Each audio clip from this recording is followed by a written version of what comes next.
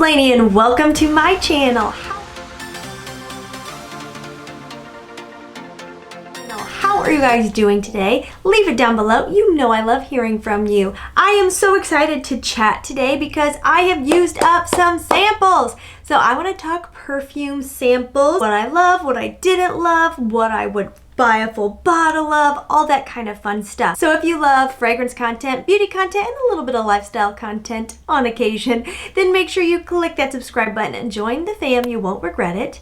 And now let's just get going. In the month of September, I had a very overly lofty goal of using up every sample in this bag. I definitely was a little overzealous on what I thought was accomplishable, but I did use up quite a few things, which is very exciting. I love using up these samples. Like, I love it. It just feels like I'm checking something off on my list, which I love doing. I will start by saying the things that I did not get through. Those are my biggest samples, my Scentbirds. There's just no way, but I used up a lot of actual little samples, so I still think that's pretty impressive. It took me close to 2 months, but I did it, okay? Took longer than expected. So I did not use up Hermetica Up Here, Glasshouse Kyoto in Bloom, Hermetica Amber Bee, Parfums de Marly Valaya, but that is okay. I'm still happy to have those in my collection. They fit nicely on my shelf. Things I did use up, I used up my Juliana's.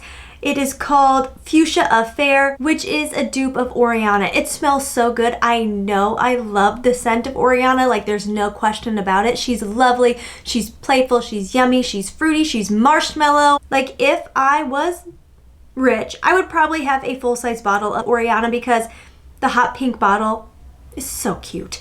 Juliana knocks it out of the park. This is so similar. Honestly, like, they smell so very much alike. In the air, no one's gonna know you're not wearing Oriana, which I love because Juliana's has also lowered their prices over the years. So like, if you're on a budget, it is a very good dupe. Do I need a full size of it? No, because I have quite a few other candy marshmallow type things going on in my collection, and I'm really trying to avoid being redundant. But if you are looking for a good Oriana dupe, then Juliana's Fuchsia Affair is a very good one.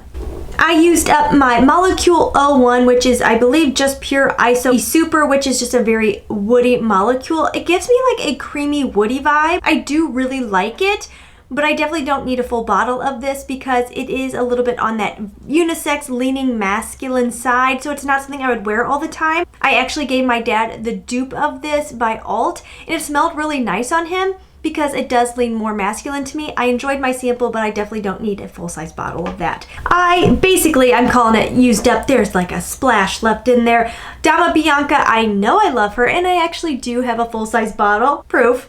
I went with the littlest bottle because she is expensive, okay? I got this on my trip in Florida at the cutest little shop in Miami called Osme. If you're in Miami, check it out. He has great fragrances in there. So I know I love Dama Bianca. I truly think this is princess in a bottle. I love the fruitiness, the femininity, but there's also this really lovely kind of unique malt note in Dama Bianca that makes her not smell like everything else on the market, but definitely a fairy princess type fragrance. Chloe Fleur. Honestly, I can't even remember what this smells like, so I must not have been obsessed with it. Yes, this is a very green, fresh floral. It's kind of a sunny scent as well. Definitely gives me like pretty spring day. An extremely realistic floral. I even get that green stem and leaf vibe in there. I have Brooklyn Flora, so I really don't need something like this. She is pretty, she's lovely, but it didn't stick in my memory, so I'm not obsessed with her. Definitely not gonna pick up a full bottle of that. Nothing wrong with it though. Gucci Flora Gorgeous Magnolia. It is the one that comes in the purple bottle. This is not my favorite. I do like how there's a coconut note in here that brings in a little smoothness that mixes in really pretty with those white florals. I do love a magnolia note. I love jasmine, but there is something in here that is not my favorite, and I feel like it is the patchouli. Like, I'm getting a lot of the patchouli right now, which I also have the Gucci Bloom sample, and side by side I do like the Gucci Bloom just a little bit more. It's a little bit fresher, a little bit more tuberose heavy, and I do really like a creamy soft tuberose. I will say though, even Gucci Bloom is not something I have to have in my collection.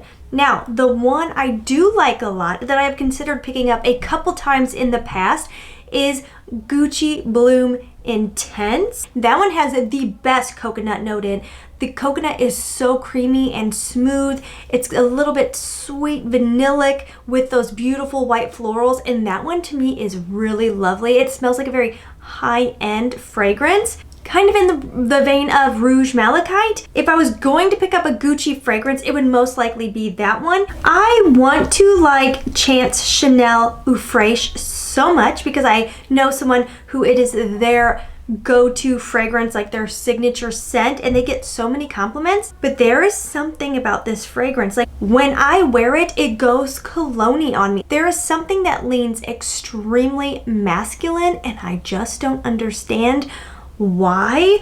It does not groove with my chemistry at all. It really goes masculine. Daisy Eau So Fresh really is a very happy fragrance, and I love that about it. It's bright, it's fruity, it's like sunshine. It's got the perfect amount of greenness in there that makes it fresh and awakening. I really do like this fragrance, but it reminds me a lot of Perfect. They're not identical. I do think Eau So Fresh is more green, but there's something in there that really remind me of each other. And I do have the Dossier version of Perfect, so I really don't need something in such a similar vein. It would be redundant in my collection, but if you're looking for very happy, fun, a little flirty, very fresh, I do think Daisy Eau So Fresh is really a cute fragrance. One that I have really started to enjoy is the Lattafa Badi Al Oud Blush, or just Lattafa Blush, however you want to say it. This is a rose almond kind of milky fragrance, and the rose kind of turned me off at first. I'm not a huge rose fan, but I do feel like she's growing on me a little bit. As this has sat in my collection, I do feel like the almond and the creaminess has kind of come out more, and I really enjoyed them. And honestly, they do pair really pretty with that fresh rose. It is not a vintage rose at all. This is like a gourmand rose. It's almost like a rose dessert, honestly. I don't always want to rock gourmands now, and I feel like this kind of walks a nice line because it's not overly sweet. The rose in there keeps it a bit perfumey. It just has the right amount of gourmand notes that makes it really yummy at the same time, but not cloying, headache-inducing, or stomach-turning, which I appreciate. I am going to butcher this name. This is Etat Libre d'Ange, sous le pont Mirabeau. I don't speak French. I wish I did. I think it's beautiful. This one, I go back and forth on. There was times I was wearing it where I was like, I kind of really like this. And then other times I would get something that I'm like, oh, I don't love that. This is a fig leaf fragrance, and I definitely do get the fig in there. It's also a very fresh fragrance. There is something in here that could definitely be considered a little unisex, a little masculine, and it probably would be more masculine leaning than I need in my collection. If you love Santal 33 style fragrances, I definitely would check this out because I do feel like they're similar. Not dupes, not twins, but if you like that style of fragrance, like that very clean girl aesthetic, then I do think you would enjoy this. The fig note in here is interesting. This is MFK's A La Rose. It's just too much rose. It is a pretty rose. It's a brighter rose. It's not too vintagey. There's something a bit uplifting in here. It did go a little soapy on me, which I actually don't mind right now. I am getting more into fresh leaning fragrances than I used to. This really did not perform on me. I don't know if it's just because it's a sample. I always feel like MFK probably is like a powerhouse. A La Rose is not for me. I don't see anything special about it. A house that I do think is severely overpriced, Bond number 9. Do I love some of their fragrances? Yes. Do I enjoy walking up to the counter and sniffing away? Yes. But I cannot justify those full prices. I mean, I think each bottle is like around $500. Okay, I think that's too much, but I do really enjoy this fragrance. This is Madison Square Park, and I love the lineup and notes in here. There's grass, blueberry, hyacinth, rose, pink, tulip, teakwood, and vetiver. And what I love is that grass and blueberry note together. It really is pretty with the florals. To me, this is a bright pink rose. Again, not vintage. It is a rose I can appreciate, but I really love the way the grass and the blueberry play in this fragrance. That's my favorite part. I think the deep dry down is not anything too groundbreaking or that I love so much, but that opening really does get me. The blueberry note in here is really nice, and you don't see that all the time, so I do love that. Would I ever buy a full bottle? No. And then one that, again, if I had all the money in the world and could buy fragrances that I think are a little bit too expensive, I would pick up Diptyque Lily Fia. I think this is newer for the house. Don't quote me on that. This is a very fresh and sunny fragrance to me. It is supposed to smell like a lily pad, and I totally get the inspiration. There's violet leaf, ginger, cardamom, and bourbon vanilla. And I don't know how they did it because none of those notes smell like fresh, sunny air, but I really get that. And I totally get the lily pad vibe. My husband grew up on a lake, so when we first started dating, I would spend a lot of time over at his house, and we still love to go back and visit. His family has a little family cabin there, and there is a part of the lake that has just so many lily pads. And when I smell this, I have like a visual of picturing the lake and the lily pads and the sun shining down on them. But it's a beautiful day and there's a beautiful breeze. It is still perfumey, like totally wearable, even though I get this mental picture.